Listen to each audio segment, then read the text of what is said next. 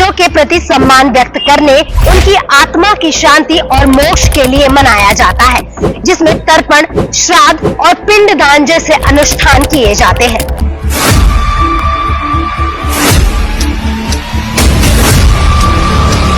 पितृपक्ष में पितरों को जल अर्पित करने, पिंडदान व श्राद्ध करने से उनकी आत्मा तृप्त होती है। पितृपक्ष को श्राद्ध पक्ष, महालय पक्ष, अपर पक्ष और 16 श्राद्ध के नामों से जाना जाता है।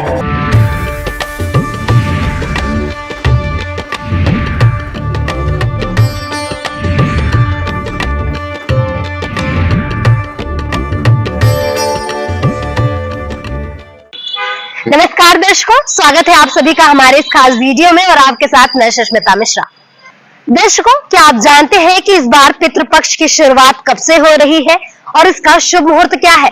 नहीं तो चलिए आपको बताते हैं।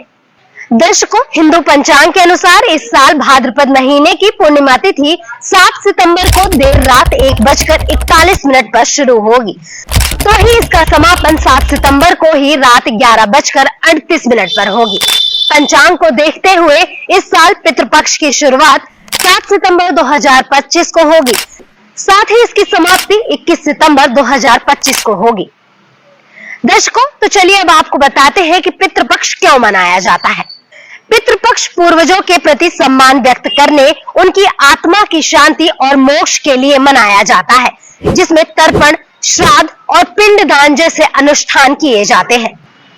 यह 16 दिनों की एक धार्मिक अवधि है जब पितरों को जल, भोजन आदि अर्पित करने और उनके आशीर्वाद की कामना की जाती है, जिससे पितृदोष से मुक्ति मिलती है और वंश को सुख समृद्धि प्राप्त होती है। दर्शकों, तो चलिए बात करते हैं पितृपक्ष के महत्व के बारे में। पितृपक्ष के दौरान पितरों की आत्मा की शांति के लिए श्राद्ध कर्म, तर्पण व पिंडदान किया जाता है। मान्यता है कि पितृपक्ष में पितरों को जल अर्पित करने, पिंडदान व श्राद्ध करने से उनकी आत्मा तृप्त होती है और उनका आशीर्वाद प्राप्त होता है। पितृपक्ष में अवश्य करें यह प्रमुख कार्य श्राद्ध और तर्पण। पितरों की मृत्यु तिथि पर उनके निमित्त श्राद्ध और तर्पण किया जाता है, जिसमें ब्राह्मणों को भोजन कराना और दान दक्षिणा देना बेहद ही शुभ माना जाता है।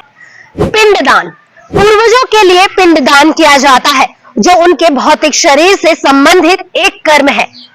पंचबली, गाय, कौवे, चींटी, कुत्ते आदि को भोजन कराना, जिसे पंचग्रास या पंचबली कहते हैं, यह भी महत्वपूर्ण माना जाता है। दर्शकों, अब आपको बता दें कि पितृपक्ष को और किन नामों से जाना जाता है। पितृपक्ष को श्राद्ध पक्ष, महालय पक्ष, अपर पक्ष और 16 श्राद्ध के नामों से जाना जाता है। तो चलिए अब आपको बताते हैं कि पितृपक्ष के दौरान कोई भी शुभ कार्य क्यों नहीं किया जाता है। पितृपक्ष के दौरान 16 दिनों तक कोई भी शुभ कार्य नहीं किए जाते हैं, क्योंकि इस समय को अशुभ माना जाता है और पितरों को श्रद्धांजलि देने पर ध्यान दिया जाता है। शास्त्रों के अनुसार पितृपक्ष में कोई भी मांगलिक कार्य जैसे विवाह, गृह प्रवेश, दुकान का मुहूर्त, नया कारोबार का आरंभ आदि नहीं करना चाहिए।